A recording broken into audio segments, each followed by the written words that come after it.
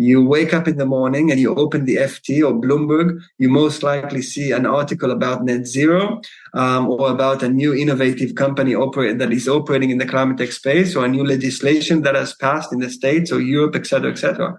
So this hype brings a lot of talent into the space.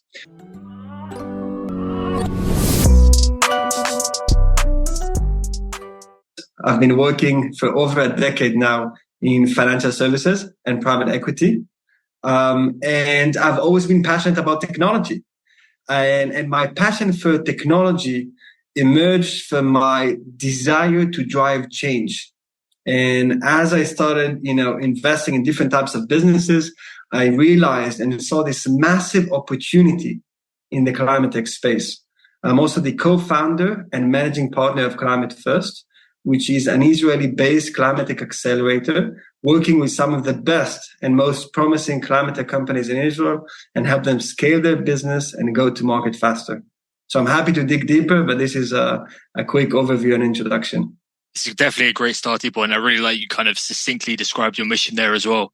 I'd love to know, because I speak to kind of scientists and PhDs in the area, trying to solve something electrochemistry related or something like that, something to do with climate.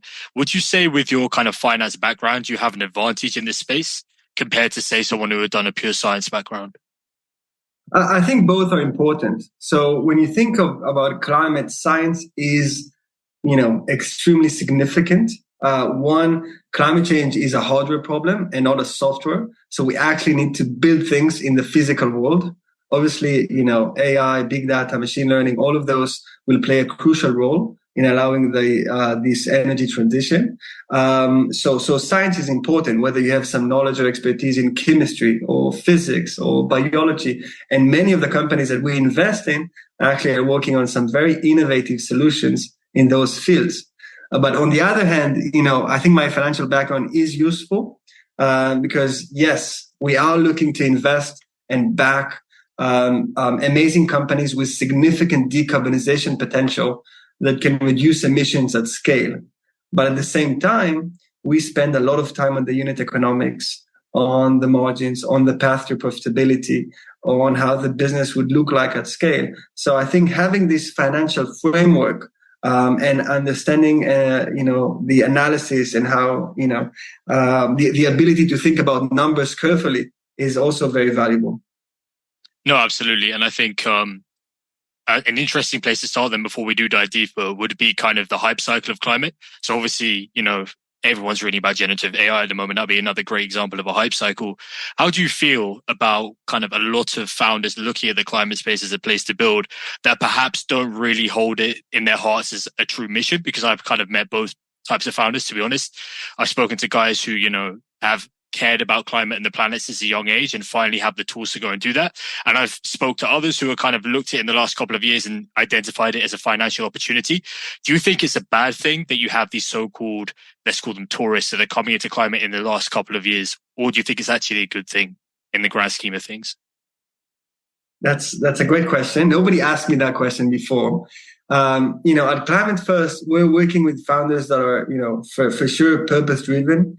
And part of the mission is related to impact and the understanding that, we're seeing today the effects of climate change, and we're seeing today what happens if we don't take action, from rising sea levels to those heat waves that we've been seeing in the UK and all over Europe. Last year, again, I'm going a bit off topic, but last year, I think it was June or July, we had the hottest recorded day in the history of the UK. I mean, and here in the UK, most of homes or public transportation are devoid of, any cooling systems. And all of this has a real economic damage. So again, we specifically back, purpose-driven teams who care about the impact that they generate, but they're also very financial savvy and driven. Do I think it's a bad or positive thing? Maybe neither. Because we have a lot of hype today around climate.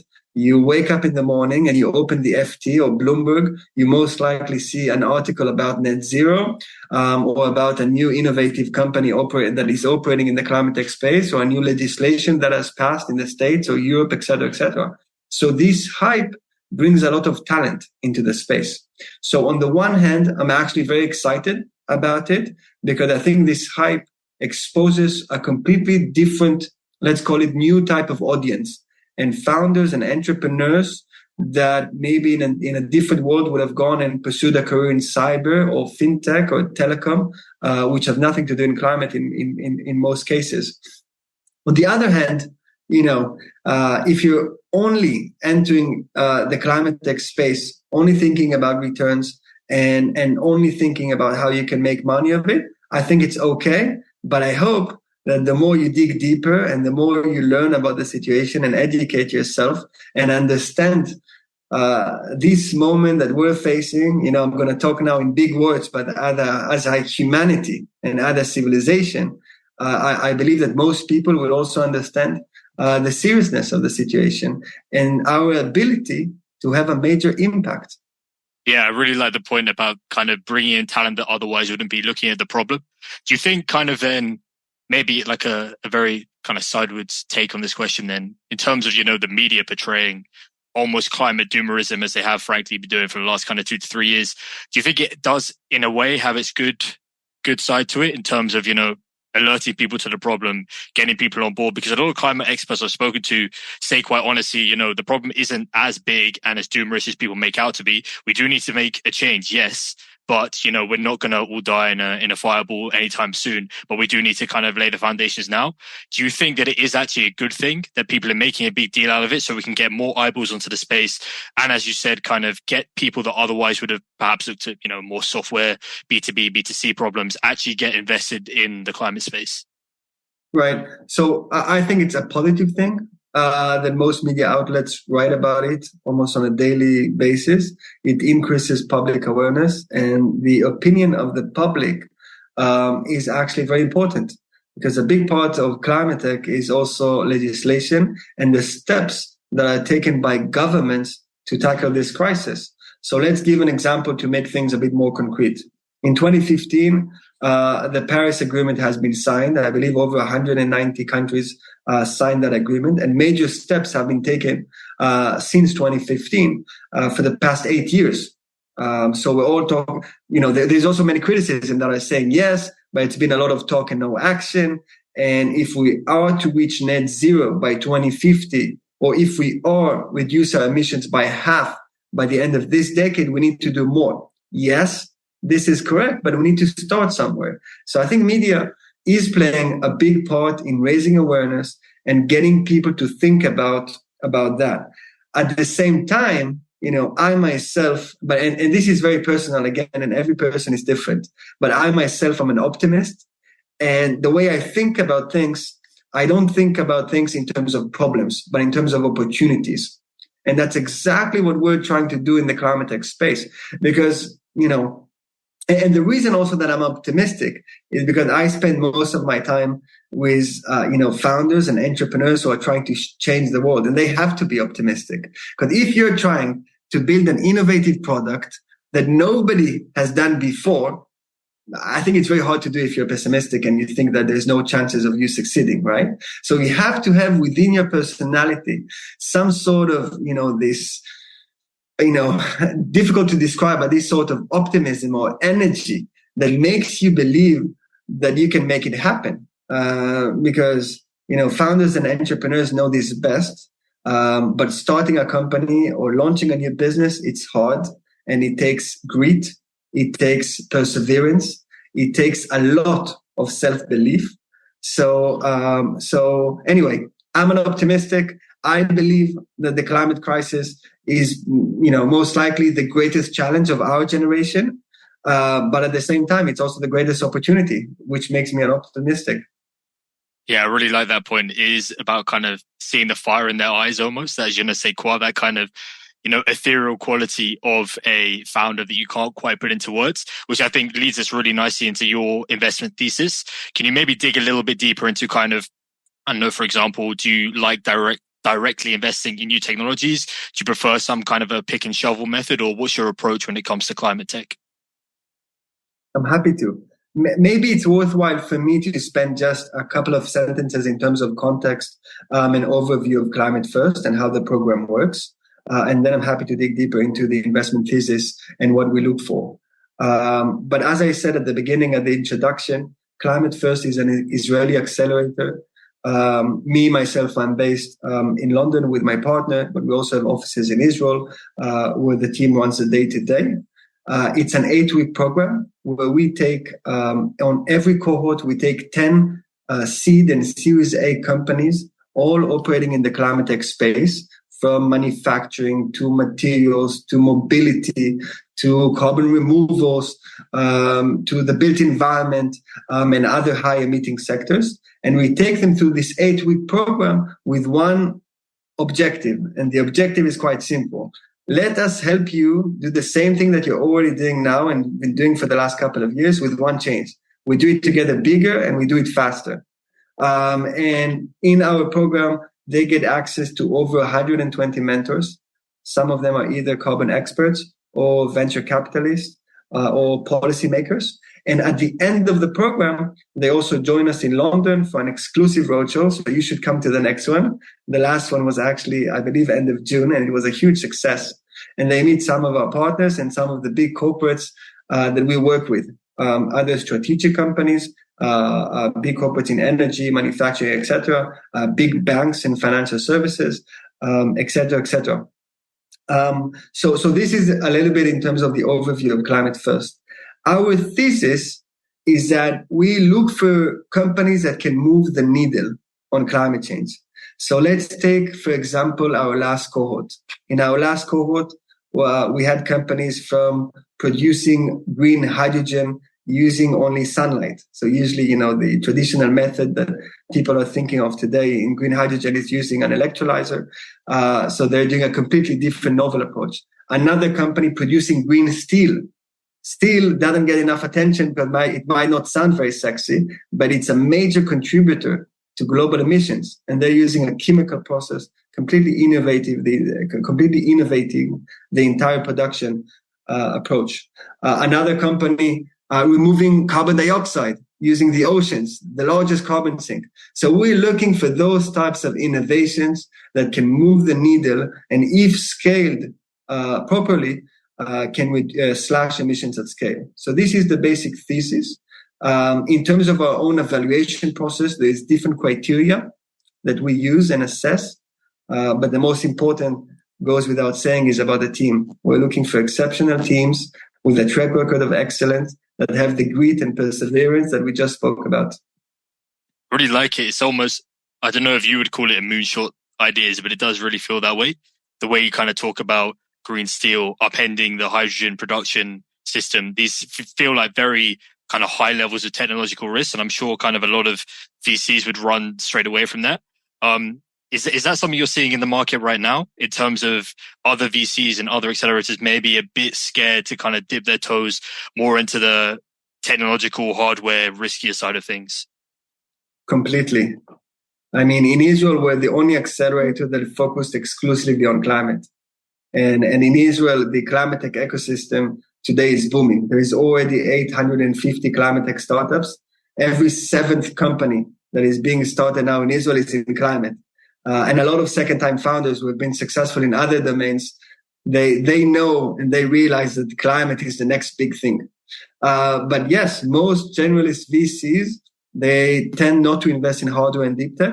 They tend to go for the classic, B2B SaaS that they've been doing for many years. There's probably certain reasons that they do so. I'm happy to dig deeper if that's of interest.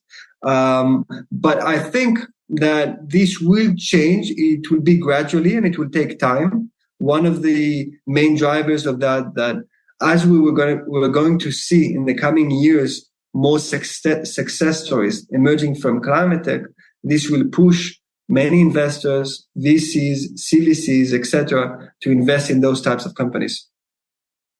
Yeah, let's dig a bit deeper then as well, because obviously it's well known, B2B SaaS is, probably the safest play you can make. If you were looking to be a VC and just make money and maximize returns for your LPs, you probably go there. But as we've seen kind of probably starting in the height of COVID, early 2021, call it, we have been in a bit of a tech recession.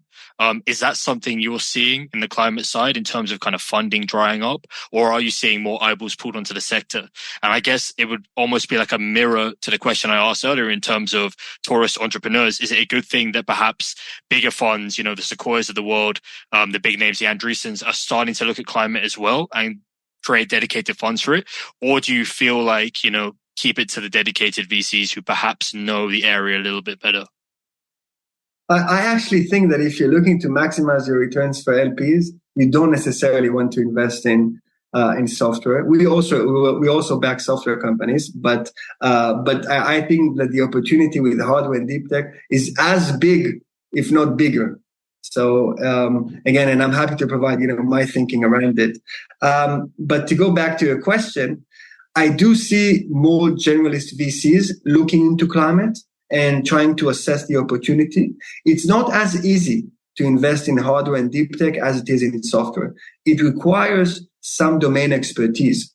So it takes some sort of a technical due diligence as well as a commercial one. So if you're investing in a novel technology that has some very strong IP, which is involves some certain chemistry, then for a generalist VC it's not easy to do. And there's also other considerations like the capital requirements or the timeline, et cetera, et cetera. But in general, I see more and more funds now starting to invest in climate. I see some of even the biggest names in the industry in venture capital looking to deploy money into that space. And I think that there is a realization that climate tech, it's not another play of impact, and it's not about philanthropy or just helping the world. It's actually much more profound in that, and there is a significant investment opportunity. And again, it all goes back to the understanding that the world's economy has to decarbonize. We can argue and maybe debate on when and whether the net zero by 2050 is the right figure, or maybe the right figure is reducing half of the world's emissions by 2030. But I think there is no doubt that it's not a trend that is going to disappear in 5 years. And then in 5 years, we're going to say, okay, let's just continue business as usual, continue to emit 51 billion tons of greenhouse gases every year as we do today, and forget about climate change. This is not going to happen. I think most people would agree with me. Now, because we're going to witness, and we're already witnessing, like in the mobility space with electric vehicles, or in the energy space with renewables, wind energy and solar today are cheaper than their fossil fuel counterparts. So this transformation of massive industries and markets that are worth tens, if not hundreds of billions of dollars, is a big opportunity for startups and for innovators.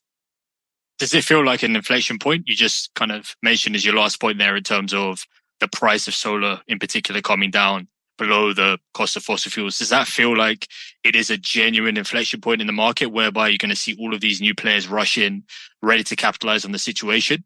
And if not, kind of obviously, I think hydrogen would be a good example of a technology that still has a bit of a green premium. How would you advise startups coming into the space to think about that in terms of, how do you even get your first customer and try and encourage them to spend more on their energy than they might already be spending? Obviously, they all want to spend more, no matter how green or clean you make it appear. What are your thoughts on that? Right. So it took us time to achieve this inflection point where renewables are cheaper than the fossil fuels, right, from natural gas and coal. So in other words, it's been, for many years, coal and natural gas on a per kilowatt hour have been cheaper to produce than renewables. How did we achieve this? Innovation, investment, and legislation. Obviously, easier said than done, and it took quite a time to achieve this, but this has been the path. Same thing with mobility. I mean, electric vehicles today are quite close to price parity with engine cars. So maybe with most models, you still have a slight premium in terms of price for electric vehicles, but the cost is going down drastically. And the main driver of this, which is extremely interesting, and I also recommend, your audience to check it out afterwards. The main driver of the reduction of cost of EVs is the reduction of the cost of lithium-ion batteries. So the cost of lithium-ion batteries in the last decade went down almost 90%. I think to be precise, it's 87%, but almost 90% in the last decade. Huge achievement. And you cannot achieve those types of reduction in cost without innovation. If we talk about batteries, it's how you reduce the cost of the anode or the cathode, supply chain optimization. How do you increase the energy density of the battery? Because batteries, it's all about range and charging time. You have to increase the range so they can compete with engine costs, and you have to decrease the charging time. So again, they can compete with engine costs. So in other industries, it's a bit more complex, and we're still behind if we think about the green premium. Again, I'm happy to give some examples. I don't know if that's what you asked for. I think it would be actually good to go into a bit of a battery conversation then, because you brought it up. Do you think lithium ion will be a winner? Because obviously, we've heard about sodium ion maybe in the last decade, and now we've got like solid state seems promising now. Where do you stand on that whole argument? Is it do you see lithium ion as being the bridge technology, or do you see it kind of staying here for the next 10, 20 years? I think that the lithium ion will be one of the big winners in that space, both of energy storage and primarily for electric vehicles. We're already using, lithium ion in many different types of applications, but there's also different nuances that are important to be thoughtful of and consider. There's different types of chemistries, whether you talk about the NMC, which is the nickel, manganese, cobalt, or you talk about the LFP, which is lithium ferrophosphate, which are batteries based on iron.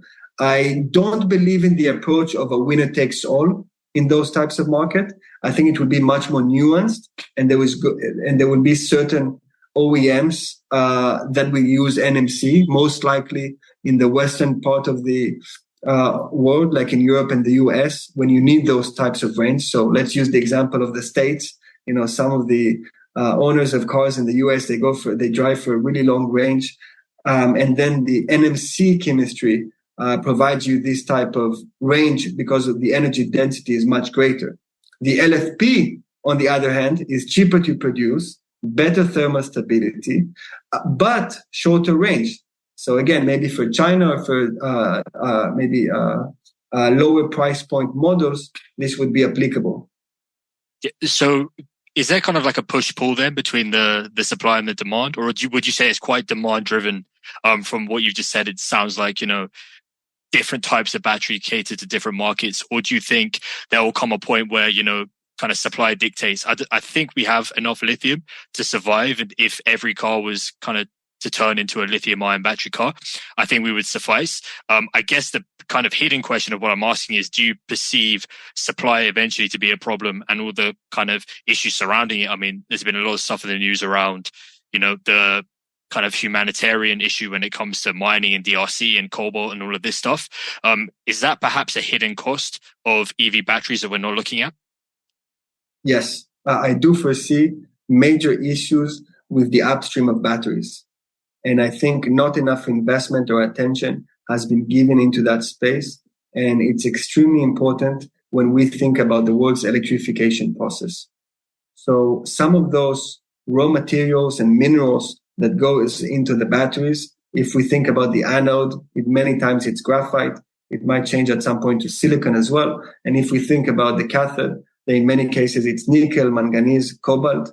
And today there's already a very big demand for those types of minerals.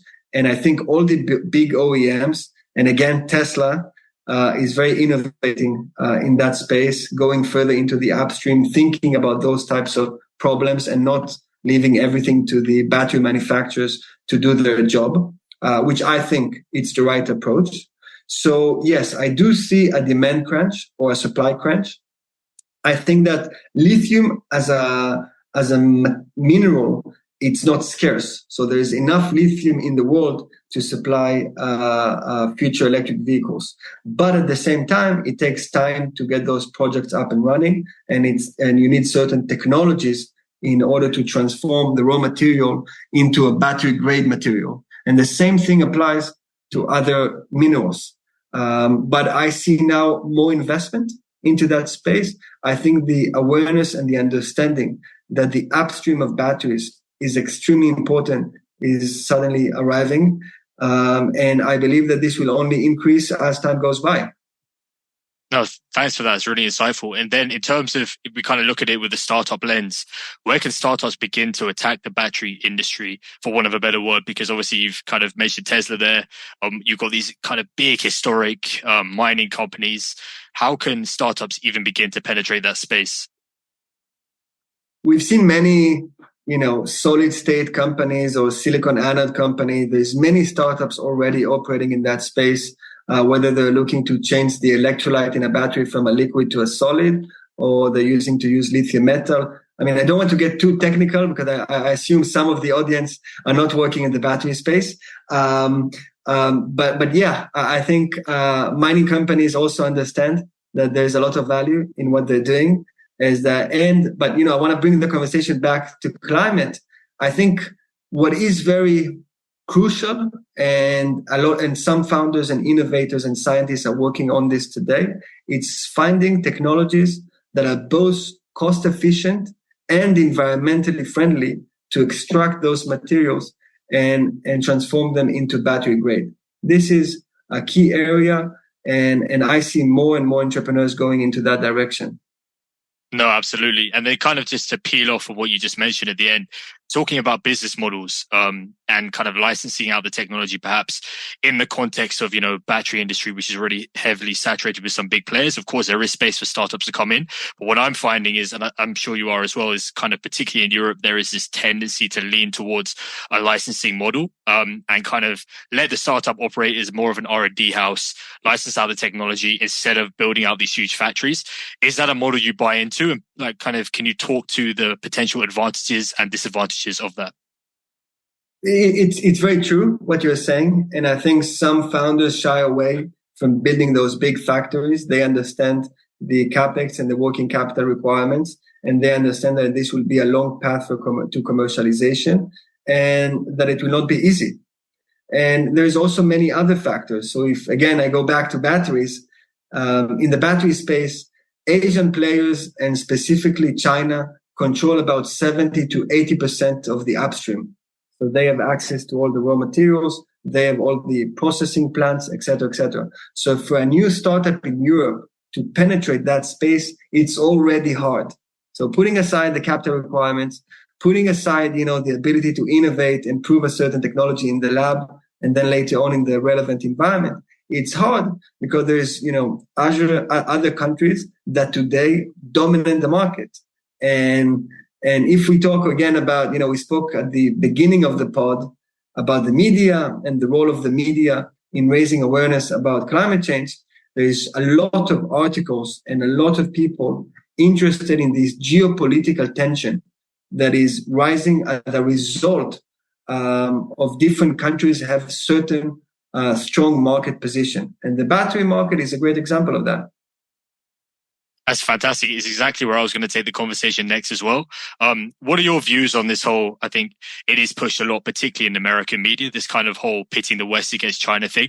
How do you see that affecting the climate space? Do you see it as maybe even a vehicle that will encourage innovation if, say, China and other neighboring countries have a stranglehold on battery? Do you think that's going to encourage more innovation in the West to do things a bit differently? Or do you see it as a kind of a net negative for the world at large?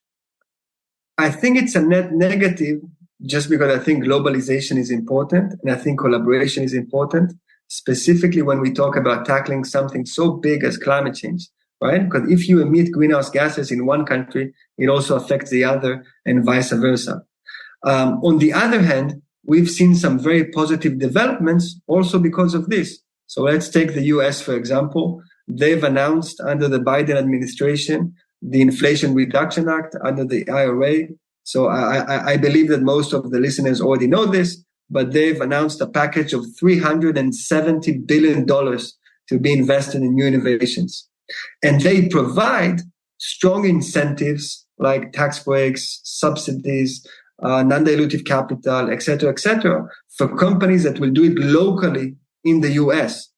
In reality, they're encouraging companies to manufacture, let's use again the example of batteries, certain elements in the battery supply chain in order to create a stronger position in the market and not depend completely on other countries like China. Do I think that this is something that would be easy to be done? No, because, for example, China has a much better long-term thinking. So, for example, in the battery space, they've been thinking about, battery and the raw materials that are needed for decades already. And that's why they're so ahead of the curve. So it takes a long-term approach. Yeah, that's really interesting. I'm sure that'll be kind of fresh insight for a lot of listeners as well. I think if we just zoom out again, just to the macro, in terms of the next 10 years, obviously we've spoken about a lot of technologies already. Where do you think are the kind of places we should focus on? And maybe a slight twist of the question would be, do you think any of the activities now that we're doing right now could potentially lead to more problems in the future? And I think the mining example of batteries is a good one, because, okay, if we all got our heads down and went, full steam ahead towards getting the best kind of battery technology, we might ignore or kind of choose to ignore all of the problems we're causing upstream, right? Are there any kind of situations like that where you're like, okay, this kind of going full steam towards, making the planet a better place and solving climate could actually start problems in areas we didn't expect it to? In terms of the first part of the question, we're going to see many new exciting climate technologies dominate the market in the coming decades.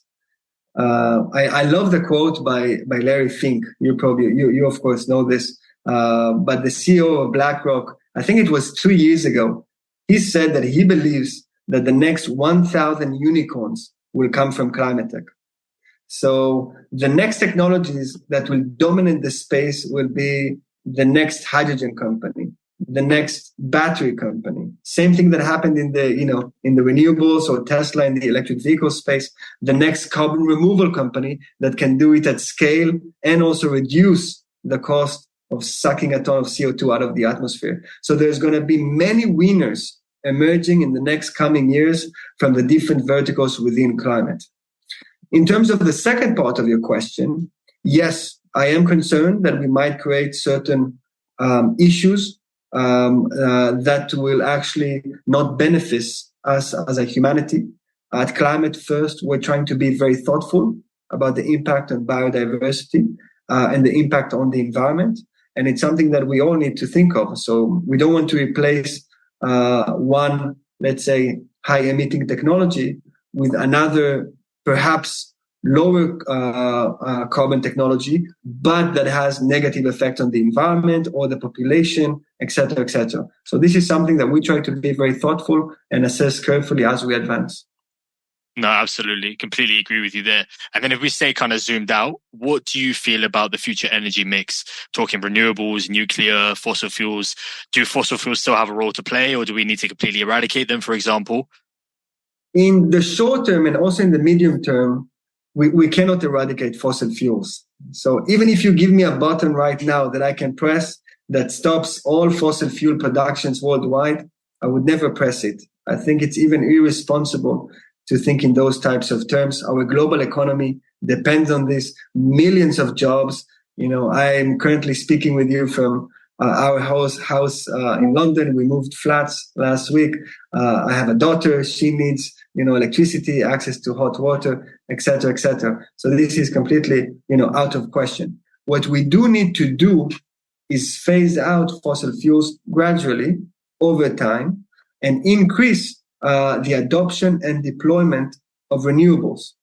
So I'm probably not the best person to say how the future is going to look like in terms of the energy mix.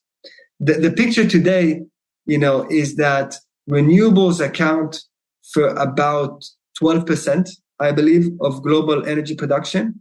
I think wind is around 7.5% and PV solar is around 4.5%. But coal is much, much bigger. Coal accounts for, I believe, over 35%, where natural gas accounts for 22%. So I don't want to bore you with all of those numbers and figures, but what I am trying to say that there is still a lot to be done. There is one report that I love, and I don't know if you read it, but if not, then you should. And it's the IEA, International Energy Agency, Pathway to Net Zero. Have you read it? Yeah, absolutely. What were your biggest takeaways from it? So for example, in this context, they talk about the need to triple renewables by end of this decade. And if you look backward in terms of the progress that we've already made, we've been able to increase the production of renewables year over year by 11%. Again, it's all statistics and numbers that they discuss in their report, and you guys should go and check it out for the listeners who are passionate about that space. So again, we need to triple renewables by the end of this decade, by 2030, and phase it out to reach net zero by 2050. What exactly is going to happen in the meantime? It's not clear and it's not easy to predict. There is a lot of work to be done beyond investment and beyond innovation. So legislation needs to be better. There's still some issues with permitting and getting the right approvals. There's also many lessons that, in Europe and in the UK, we need to learn from the US. And they're much better in putting those processes in place and making the lives easier for manufacturers and operators of renewables. Well, what are the drivers behind that? Is it just the legislation, the amount of capital flowing into the space, as to why the US is better at it? So the US is just much better in putting better processes. So, for example, if you're looking to get a permit, doesn't have to be now in relation to renewables, but anything. In the States, it's quite easier than in Europe or in the UK, and it's more transparent, and there are less steps to and hours to be committed for that. And I think this is quite important. Obviously, there's other things that impact our ability to increase the deployment of renewables. There's been some issues with supply chain optimization of wind turbines, for example. Commodity prices went up. All the situation with Russia and Ukraine clearly didn't help in that respect. And when commodity prices go up, then the economics for the developers of wind turbines become less attractive. So there's also other factors, right? It's not all in the hands of governments, but governments need to play an important part in making the lives as easy as possible for the people who are looking to build those types of energy solutions. I love that you brought up the US, because there was another question I wanted to ask. Is I feel like these days, particularly I've noticed over the last 6 months, you can't open LinkedIn without some kind of VC, VCs arguing over UK, US, Europe, and this and that. In terms of the fundraising environment, I think it's well established that the US just does have larger capital markets, and the kind of combination of legislation and perhaps risk aversion in European countries, for example, of the UK, does make it harder to get particularly these kind of bigger hardware projects off the ground. Is that something, obviously you're a VC, you're on the front lines, is that something you've seen, and do you see it as a problem? Yes, it's something that I see, but I'm also very excited about what's happening in the UK and Europe. There is no lack of innovation or startups in the European market. Not at all. In the UK alone, in the climate tech space, we have over 5,500 companies. And there's plenty more of new energetic founders who are looking to get into the space. What we do need is more capital. There is a funding gap in the UK and Europe. So I think that around half of the money to Series A and onward startups comes from the US. So we need more investors in Europe who are looking to invest in European companies that have a promising trajectory. But there are very strong academic institutions all over Europe. This is a big advantage when you think about the type of solutions that we need that are mostly created in the lab. So we talk about, again, hard science innovations. So these are solutions that are created many times by either scientists or professors, and they're heavy IP, and we need to take them from the lab to the industry.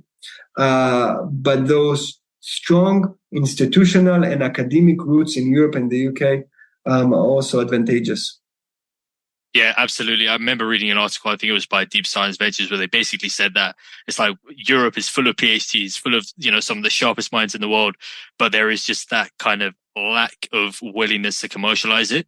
I was speaking to a guest, our mutual friend, Dr. Ben Miles, the other day, and he was talking about kind of really trying to encourage people who already have that scientific background and that PhD to get into the entrepreneurial space.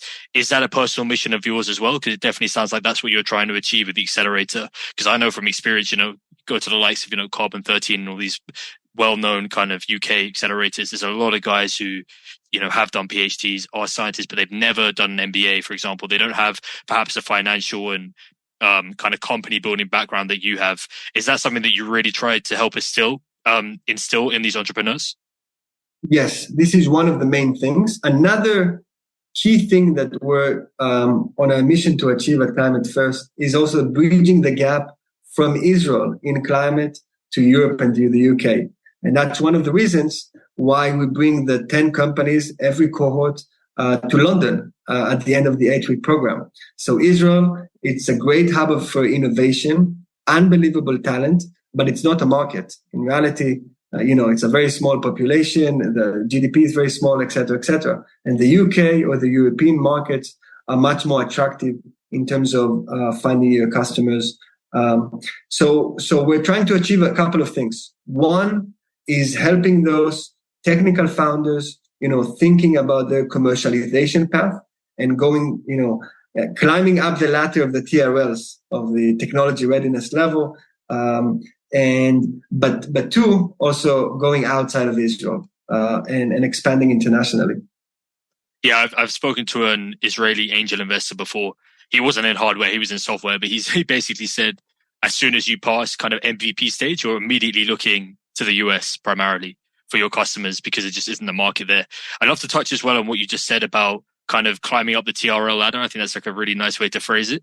Is there, obviously, you can talk as high level as you want here. Is there a framework generally that hardware startups in the climate space should follow in terms of, creating piloting with customers would be a very good example of trying to kind of sign those LOIs as soon as possible and help you climb up the ladder faster? Can you maybe talk from, TRL1, which might be an idea on a napkin, towards, the higher TRLs, 8s and 9s, full commercialization? Maybe just break down the key steps in that process. Yeah. So maybe for the sake of the audience, just a few words about TRLs. This is a concept developed by NASA, and it measures the maturity of a given technology. 1, as you said, an idea on the napkin, to 9, which is fully commercialized at scale with customers. In between, there's many steps and stages where you need to prove your technology in order to secure customers and in order to have this sort of commercial traction. So to go back to your question, 100%, we encourage startups to get this commercial traction, whether it's an offtake agreement or whether it's a paid pilot, as soon as possible. Many times, what we see with hardware and deep tech companies moving from TRL 4 to 5, it's not easy. So TRL 4, in most cases, it's where your technology is validated in the lab, where TRL 5, your technology is validated in the relevant environment. And in many cases afterwards, you need industry partners that are interested in working with you and testing your technology and understanding whether this can work, whether you need to make some changes. One of the big benefits of joining our program is that we have many partners from the industry that are actually looking to get this access to those sorts of innovation.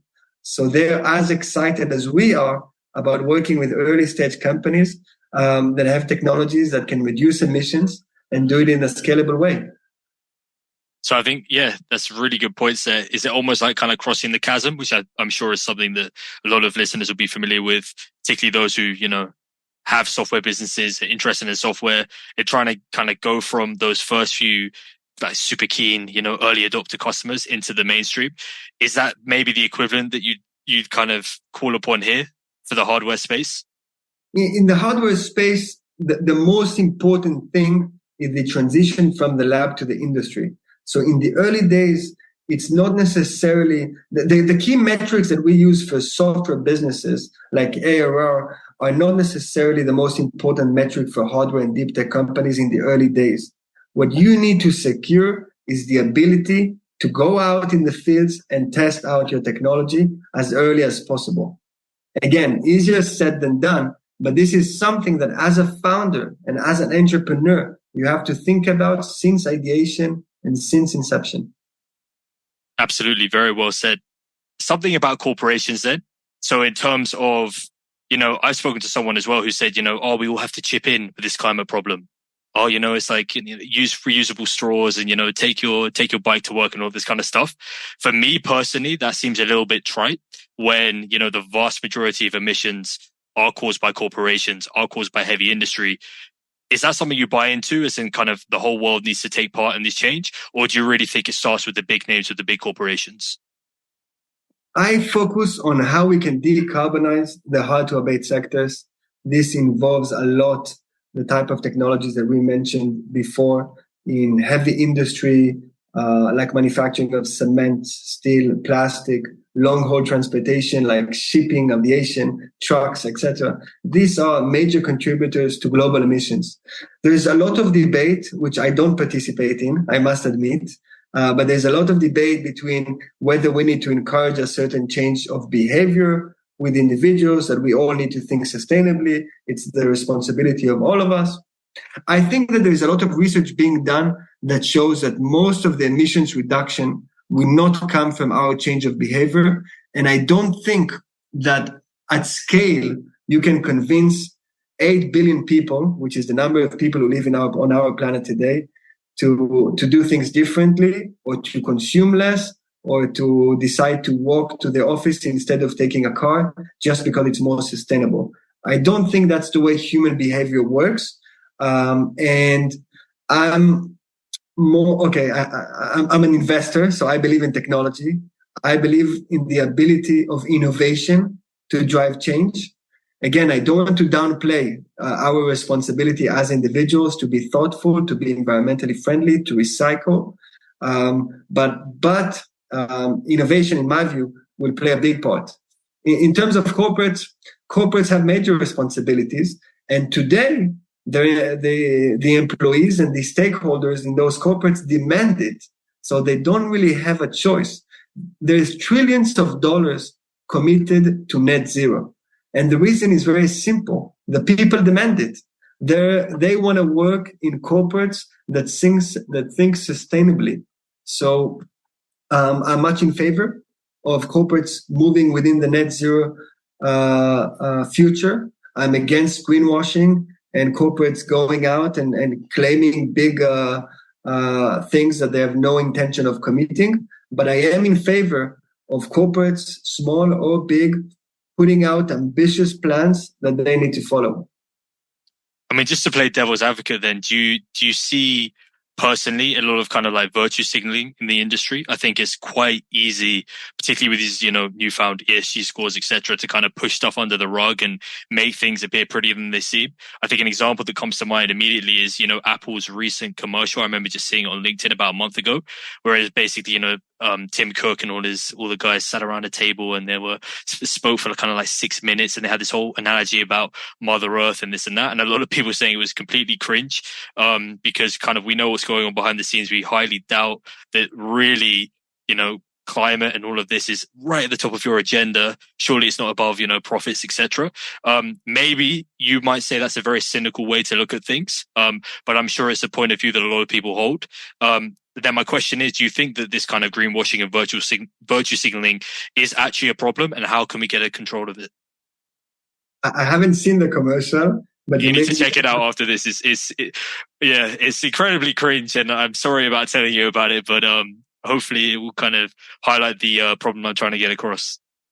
I will definitely check it out after the pod. Am I concerned about greenwashing? To a certain degree. Again, let's use the example of Apple. I think that what makes Apple so dominant in what they do, and not just them, also take, for example, the other big tech companies in the US, like Alphabet or Meta or many others. And I know that there's lots of criticism about what they do, etc. But one of the key reasons why they're so successful, it's because of the rate of innovation that they have. They're constantly innovating, constantly thinking of how the future would look like. So I believe, and maybe again, what I'm saying is not very popular, but I believe that they are taking climate very seriously. Are they taking it seriously enough? I don't know. I'm not the right person to answer this. But I do believe that they're thinking how climate would affect their business. They are a profit-making enterprise, and climate will affect their bottom line, like it or not. So this is one. Two, in terms of greenwashing, again, there's some nuances that we have to be thoughtful of. Not every corporate that publishes on their website that they're going net zero and that they want to lower their carbon footprint is greenwashing. I completely disagree with this sort of observation. I'm not saying that you're implying this, but I'm saying in general, I disagree with this sort of view. I think many of those corporates want to change. Many times they don't know how. And maybe perhaps they don't have enough incentives, also financial ones, to do this today. But I do believe that many corporates will decarbonize their operations and will lower their carbon footprint. Of course, there is greenwashing. There is some misleading marketing or PR. But I don't spend too much time thinking of it. This is the truth. And maybe my answer reveals it. I spend most of my time thinking of how I can help amazing founders go faster. No, I really like that point, because I wanted to get a little bit personal as well for a second. Maybe it sounds a little bit like a job interview kind of question, but I always ask people kind of, if you're an investor, have you ever thought about starting the company yourself? Because I know, you can be alongside these founders and help them out. But is there maybe a voice inside you that's like, I would love to start and lead a company myself? Or are you able to kind of appease that side of your personality simply by helping others? Sometimes I get back from the office and I get back home and I tell my wife, listen, I have this amazing idea that I want to do. It will have both a huge impact and it also can create a lot of value. So from time to time, it comes into my mind, and I think that's normal. But, and that's a big but, I love my job. And I feel very lucky and fortunate because I get to work with people that are, completely bold and ambitious and brave. It takes a lot of bravery. I don't think enough people talk about it. Being a startup founder is being brave, because you're trying to change the status quo. And by definition, this is hard. So I feel very lucky. That's the honest answer. I feel very lucky to work with some of the best minds in the industry and climate. They're trying to shape the world. I'm trying to play my part in helping them do so. And I guess, if you are truly driven, as you are, by making a big impact on the world, then you probably want to team up with the people that are in the best position to do so, right? That may not necessarily be you. Perhaps your skill sets, not talking about you in particular, but it could be anyone listening. Your particular skill sets may be in finance, maybe in, law or some other area where you can help out as part of the bigger picture. It doesn't always need to mean that you are the entrepreneur yourself. I think you make an excellent point that it is about being brave, and perhaps does take kind of like a certain personality type, because I think, the media, particularly over the last decade, because of, all these kind of factors, including the bull run, etc., have painted entrepreneurs as, something to aspire to be. Maybe shouldn't always be the case. Maybe you'd be a lot happier, more fulfilled, and actually have a bigger impact in the grand scheme of things if you were to work for a startup, say, or any of these kind of options. But Nadav, it's been an absolute pleasure having you on. Before we wrap up, I would love to just ask you kind of, is there one piece of advice for budding entrepreneurs that you would, want people to take away with? I think if you're an entrepreneur and you're thinking about your next big thing, seriously consider entering the climate tech space. You'll find yourself surrounded with amazing, purpose-driven people who are looking to make a difference. And there's also a very big economic opportunity that you'd be able to capture if you can execute and think big. So I'd encourage any aspiring founder or second-time founder to enter the space. I'm always happy to engage and meet people who are either investors, founders, policymakers.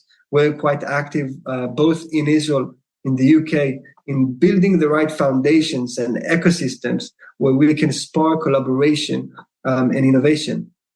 Fantastic. And then where can people reach out to you? There's different ways. LinkedIn might be the easiest one, and I try to be quite responsive. Absolutely fantastic. Nadav, thanks so much for your time today. It's been a fantastic pod. Thank you, James. It's been a great pleasure. Take care of yourself. Bye-bye.